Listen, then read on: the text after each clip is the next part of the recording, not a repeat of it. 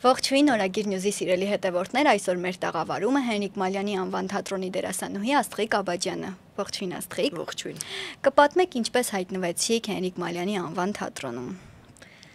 Որպես դերասանուհի։ Այո։ Որովհետև թատրոնում հայտնվել եմ դեռ վաղ հասակում, պապաս այնտեղ աշխատում էր, հայրս ու մայրս Հենրիկ Մալյանի սաներն են եղել։ Պապան հետո թատրոնում աշխատում էր, ես բոլոր փորձերին ներկա էի, բոլոր ներկայացումները անգիր գիտեի, սերը փոքր տարիքում է ծնվել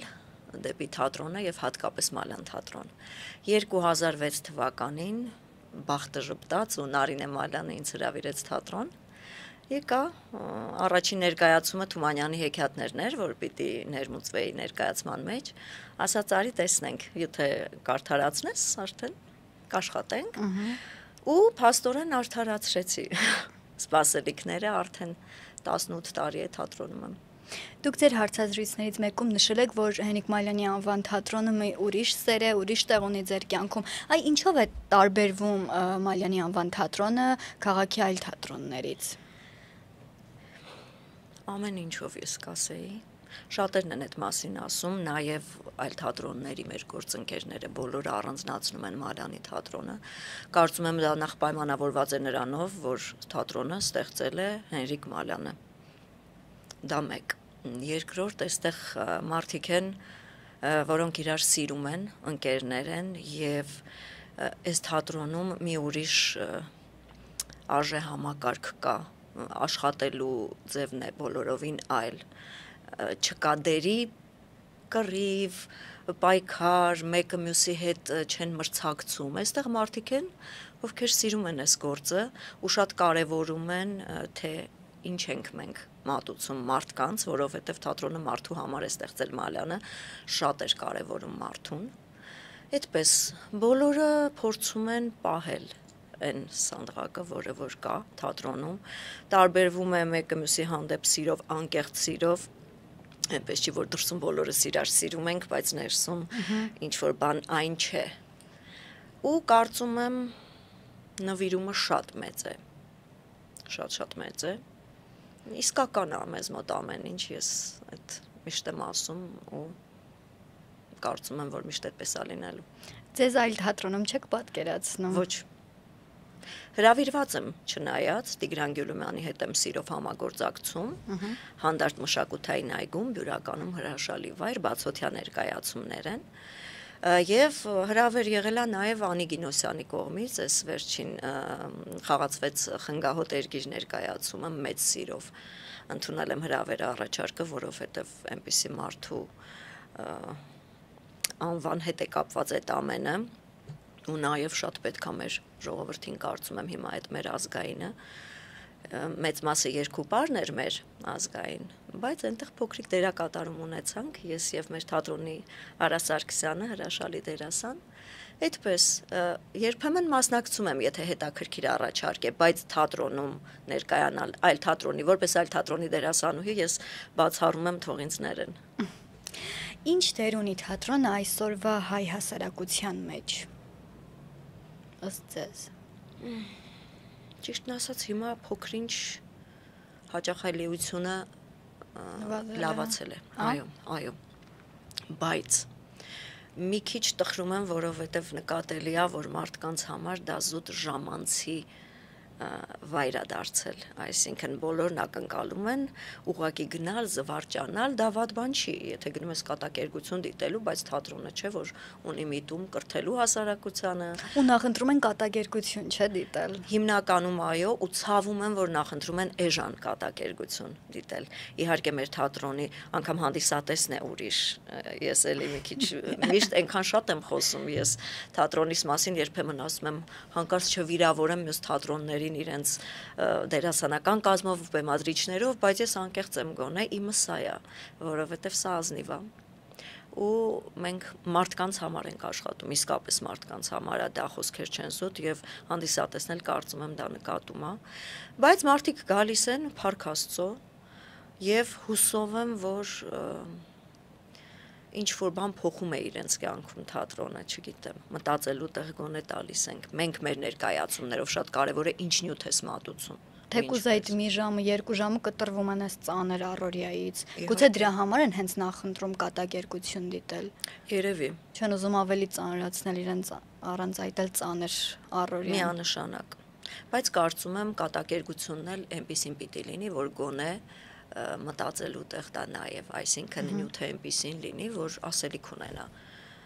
թե չէ զուտ ծիծաղելու համար ուրիշ ժանրեր կան ամեն դեպքում։ Թատրոնը պիտի կարծում եմ պահի իր այդ հասարակությանը կրթելու մոտեցումը պիտի լինի անպայման, առաջնային է։ Աստղիկ, ով է լավ հանդիսատեսը։ Ով է իդեալական հանդիսատեսը։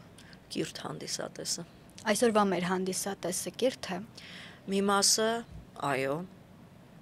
հրաշալի հանդիսատես ունենք, մարդիկ կան, այդ հետո պատրաստ են սպասել մի 30 րոպե օրինակ, մինչև դու այնտեղ շպարդ մաքրես դուրս գաս ու իրենք անպայման մոտենան, իրենց ջերմ խոսքը հայտնեն եւ շնորհակալությունը, շատ շնորհակալ հանդիսատես ունենք իսկապես, բայց կան նաեւ մարդիկ, ովքեր մինչ օրս չգիտեն, որ էթիկայի կանոններ կան եւ չի կարելի թատրոնում հերիք չի հեռախոսազանգին պատասխանել, սկսել բարձրաձայն խոսել, ասել թատրոն ենք նայում։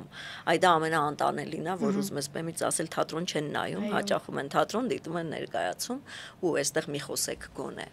Ու նաեւ ես նկատել եմ մեր հանդիսատեսը նույնիսկ պակլոնին չի սպասում։ Հենց վարակույրը փակվեց, չի սպասում, որ նորից բացվի։ Այդ մշակույթը որտեղից է գալիս կամ ինչպես պետք է փոխենք այդ մոտեցումը մեր հանդիսատեսի։ Գիտեք, այդ առումով ոչինչ ասել չեմ կարող, մեզ մոտ այդպես չի թատրոնում, անկեղծ։ Մեզ մոտ էլ հակառակը չեն ուզում գնալ։ Շատ փոքր է մեր բեմը ու ամեն ինչ այնքան ուրիշ շփում կա եւ այնտեղ մեզ մոտ հոտնկայս մարդիկ ծափահարում են, դու ես նույնիսկ անհարմար զգում, որ այդքան երկար պատրաստ ես խոնարհվել այնքան, քանի դեռ մարդիկ ծափահարում են։ Մենք չենք ունեցել մեր թատրոնում այդ խնդիրը, որ չսպասեն ու գնան։ Բայց եկեք ընդունենք, որ կա մեր հասարակությունում դա։ Կա ցավոք սրտի, այո։ Այո, այդ է կուլտուրան է, որը փոքրուց պիտի գա, չգիտեմ, եթե ընտանիքը չի զբաղվում այդ կրթությամբ իր երեխային չի տալիս այդ հասարակ գիտելիքը, գոնե դպրոցում պիտի տարօրինակ մի դեպք կա, չգիտեմ էլի պատմել եմ թե չէ երբ հյուր եմ եղել, որովհետև դա մտքիցս դուրս չի գալիս, խաղում էինք ներկայացում Թումանյանի հեքիաթները եւ դահլիճում դպրոցական երեխաներ են, որոնց բերել են ուսուցիչները։ Ուսուցիչը նույն պահին մեր բեմեզրին նստած բեմի վրա մարդը նստել էր հեռախոսով ու դու ապշում ես, լավ եմ, որ ուզում ես մոտենալ, ասել դու հիմա ինչ ես այս երեխեքին սովորեցնելու։ Այսինքն հենց այդտեղից է գալիս վերաբերմունքը։ Կարծում եմ, այո։ Եթե իրենք տեսնում են, որ իրենց ուսուցիչը այո, դա նորմալ է փաստորեն։ Դե էլ ինչ են ցավոք ուզում։ սրտի նորմալ է։ Այո, ես հակված չեմ միշտ սերունդներին են, չէ, բանանում մեղադրում, բայց ախր ոչ բոլորն են այդպիսին։ Ունենք հրաշալի սերունդ, մի մասը ֆանտաստիկ, բայց այն մյուս մասն էլ տխրում եմ, որ այդպես է, որովհետև ուզում եմ, որ մենք լավը լինենք։ Ինչ կփոխեիք թատերական աշխարհում, մեր երկրում թերևս։ Եթե խոսենք ներսից ինչ կփոխեի,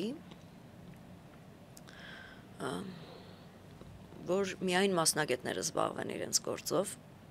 լավ մասնագետները, որովհետև թատրոնի մասին կարծիքը նաև ընկնում է, փչանում է այն դեպքում, երբ օրինակ վատ դերասաններ են բեմում, բեմադրությունը վատն է, բեմադրիչը լավ չի աշխատել, հիմար պիեսներ են ընտրվել, այդ այնքան կարևոր է, մի ամբողջ կառույց է, սինթետիկ արվեստ է։ Ես հենց այդ պատճառով ընտրեցի դերասանի մասնագիտությունը, որովհետև տարբեր բաներ կային, որ ուզում էի զբաղվել, բայց սա ինչու հաղթեց, որովհետև ամեն ինչ կա այս գործի մեջ։ Թե պարը կա, թե երգը կա, նկարչություն կա, հոգեբանություն կա, գրականությունն է շատ ակտիվ, մի խոսքով։ Ընտրվեց դա, այսինքն պիտի բոլորը իրենց տեղում լինեն ու կարծում եմ այդ դեպքում, եթե մոտեցումը ազնիվ լինի, մի քիչ չեմ սիրում, երբ արդարացնում են ցածր աշխատավարձով, որ դե որակ չկա, դե որովհետև կեսվոտք ենք խաղում, որովհետև աշխատավարձը ցածր է։ Այ այդպես պիտի չլինի, դա պիտի բացառենք։ Դա Աստված, որ այնպես լինի, որ դերասանը նորմալ վարձատրվի։ Մեր երկրում ամենացածր աշխատավարձը ստանում ենք մենք։ Բարձրաձայն ենք։ Դա գաղտնիք չէ ու վերջերս էլ դուք թատերական աշխարհում եք վստահաբար տեղյակ եք, որ մեծ աղմուկ բարձրացավ Պատանի հանդիսատեսի թատրոնի անձնակազմերի մասին, որ աշխատավարձ մի քանի ամիս շարունակ չէին ստացել։ Ինչպես եք աջակցել նախ տվյալ թատրոնի դերասաններին եւ ինչ վերաբերմունք ունեք առհասարակ դրա նկատմամբ։ Ցավոք սրտի աջակցությունս չի եղել, ֆիզիկապես ներկա չեմ եղել, ծանրաբեռնված աշխատում եմ, բայց ամեն առումով միշտ բոլոր թատրոնների իմ գործընկերների հետ եմ, երբ անարդար բանատեղի ունենում, հատկապես, որովհետև մենք պիտի իրար կողքի լինենք, այլապես ով եթե ոչ մենք, բայց դա էլ չպիտի ձևական բնույթ լինի, որ գնաս ուղակի Երևաս ասելու համար, որ ես այստեղ եմ եղել։ Մոտեցում շատ բան պիտի փոխվի, անազնիվ է ամեն բան, ցավոք սրտի, չգիտեմ ուր է գնում, ուր կտանի այս ամենը, թատրոնների հանդեպ շատ ինչ-որ մակերեսային վերաբերմունք կա, չգիտեմ, պետությունը շատ լուրջ պիտի վերաբերվի այս գործին ու այս մարդկանց կարծում եմ, որովհետև նվիրալները մենք ենք ի վերջո, որովհետև մենք չունենք աշխատավարձ բարձր եւ աշխատավարձի համար չի որ աշխատում ենք, բայց պիտի գոնե ապահովվի, որ մարդիկ 10 տեղ չվազվզեն։ Բայց այսօրվա դերասանները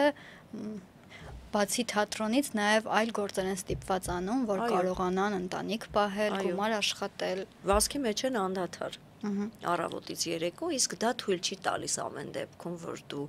չպիտի լինես հոգնած այս գործի մեջ։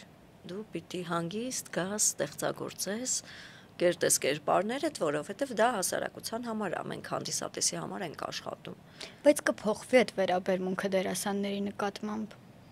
Ես հույս ունեմ, բայց չգիտեմ, հուսադրող ոչինչ չեմ տեսնում, բայց ես այնքան նախադեպեր չկան, ես ուղղակի լավատես մարդ եմ։ Լավ բաներ ասվում է, ինչ խոսք երբեմն, երբ գալիս են օրինակ թատրոն, մարդիկ, որոնք ինչ-որ հարցեր են լուծում մշակույթի ոլորտում, իրենք ասում են, որ ուզում են, որ լավ լինի։ Այսինքն արվում է քայլեր, իսկ ես քանի որ քաղաքականությունից սարսափելի հեռու եմ ու չեմ պատրաստվում որևէ կերպ մոտենալ, ես ուզում եմ հանգիստ ու խաղաղ ապրել։ Բայց քաղաքականությունն է ձեզ մոտենում, իհարկե, ցավոք սրտի մենք կախվածություն ունենք այդ ամեն ինչից, եթե զբաղվեն մարդիկ, ովքեր իսկապես կարևորում են մշակույթը եւ գիտեն կարևորությունը թատրոնի, հասարակության կրթության գործում, ու ոչ միայն կրթության, այ հենց թեկուզ այդ ժամանցը, որ մարդիկ ամբողջ օրը աշխատել են, երեկոյան գալիս են լիցքաթափվելու, ու հետո հանգիստ նյարդերով գնում են տուն, ոգևորված են գնում տուն։ Մարդը եթե հանգիստ է, նյարդային համակարգը ինքը ավելի լավն է, լավ քաղաքացի է ավելի, շատ լավ ավելի հանդիսատես է, գործընկեր է, առհասարակ մենք կարծում եմ ավելի երջանիկ կապրեինք, եթե մարդիկ բավարարված լինեն իրենց կյանքում այն ամենը, որ գոնե գնահատված լավ, գոնե գնահատված, դա վիրավորական է, բայց այ մենք նվիրյալ ենք, դրա համար ու գնահատված չեք։ Հանդիսատեսի կողմից իհարկե գնահատված ենք, ինձ համար ամենակարևորը դա է, ճիշտն ասած, ոչ միայն ինձ համար, իմ բոլոր գործընկերների, ում հետ ես աշխատում եմ, մեզ համար այդ այնքան կարևոր է։ Եղել են դեպքեր, որ հիասթափվեք այս աշխատանքից։ Չէ։ Չի եղել։ Աստղիկ, այսօր շատ թատրոններ փակվում են, փոխանակ բացվեն։ Այո։ Մտավախություն չունեք, որ հերթը կհասնի Հենրիկ Մալյանի անվան թատրոնին։ Նման խոսակցություններ են, որովհետև եղել, փոքր թատրոններին փորձում են ցավեցնել, դիպչել, չունեք նման մտավախություն։ Կամ մտավախությունը կա, չի կարող չլինել, որովհետև ինչպես եթե օրինակներ տեսնում եք, խոսակցություններն էլ կան։ Չգիտեմ ինչ կլինի նման դեպքում։ Մի փոքրիկ հույս կա, որ քանի որ իսկապես շատ սիրված է Հենրիկ Մալյանի անվան թատրոնը, իսկապես դա ձեռքբերովի սեր չի, մենք իրար չենք գովում հարթակներում մենք Գոյ թատրոնը սիրված չէր կամ կամերային երաժշտական թատրոնը սիրված էին, բայց թող ինձ ներեն Մալյանի անվան թատրոնը մի քիչ ուրիշ տեղ ունի քաղաքում իր ոճով։ Այսինքն դա գալիս է հենց ես կապում եմ Հենրիկ Մալյանի անվան հետ, ոչ միայն անվան։ Հիմա իր դուստերն է մեր գեղարվեստական ղեկավարը Նարինե Մալյանը, ոչինչ չի փոխվել, այսինքն թատրոնը միշտ եղել է բարձր մակարդակի վրա արել է իր գործը, մինչ օրս ու մենք շատ լուրջ ենք այս ամենին վերաբերվում։ Ու եթե հարցը մեզ էլ հասնի, ես արդեն չգիտեմ, դա չի նշանակում, որ մյուս դեպքերում մենք անտարբեր էինք, փորձել ենք ներկա լինել, աջակցել, ամեն դեպքում դա ոչինչ չի տվել։ Մարդիկ դատական բաների մեջ էին, էլի ոչինչ չստացվեց։ Մինչև այսօր դատական process-ների մեջ են։ Այո, ու ես կարծում եմ, քանի որ որոշված բաներ կան հստակ, ցավոք սրտի դու հասկանում ես, որ որևէ դատ կամ ժողովուրդն էլ եթե ոտքի կանգնի, այսինքն ոչինչ չի փոխվում, դա որոշված էր։ Այդպես պիտի գնար, թե հիմա այդ ծրագրի հեղինակն ով է, ովքեր են, ուր է գնում առհասարակ, ինչ է հետո լինելու, ես չգիտեմ, ցավոք։ Իսկ հնարավոր է, որ մեզ պարզապես թատրոններ պետք չեն, դրա համար փակվում են։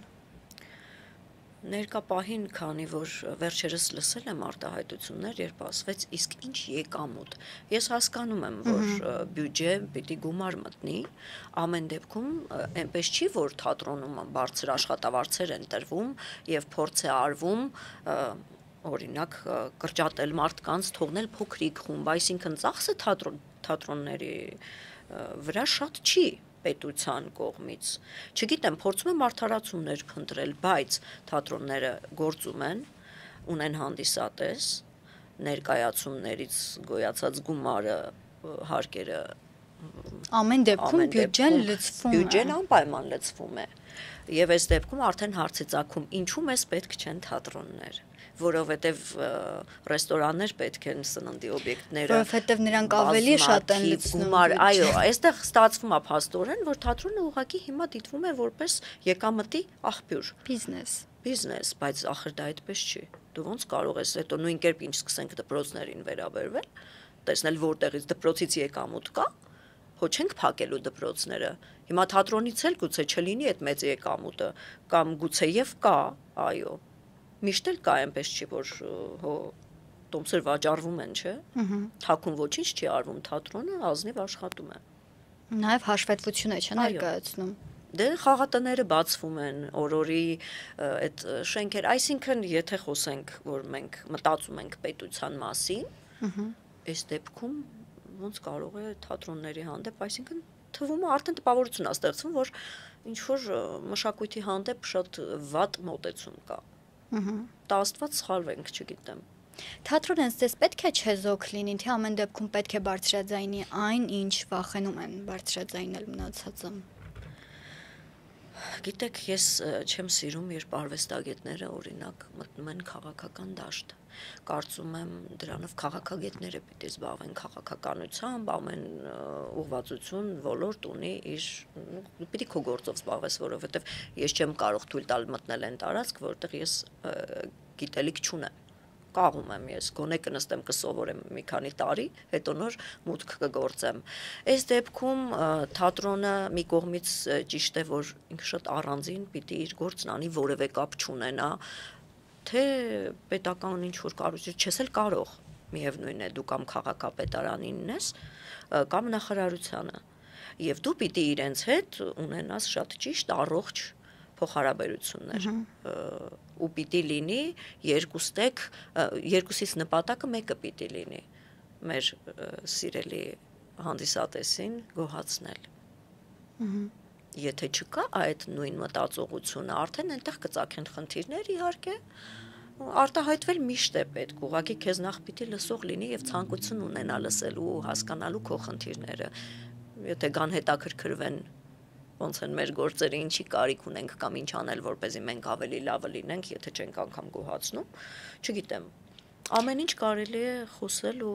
կարգավորել էս։ Բայց որտեղ է այդ սահմանը, այսինքն դերասանը իրավունք ունի բեմում ազատ արտահայտել իր դիրքորոշումը, կարծիքը, թե չունեն դերասանները այդ իրավունքը։ Ես կարծում եմ ցանկացած քաղաքացի ունի այդ իրավունքը։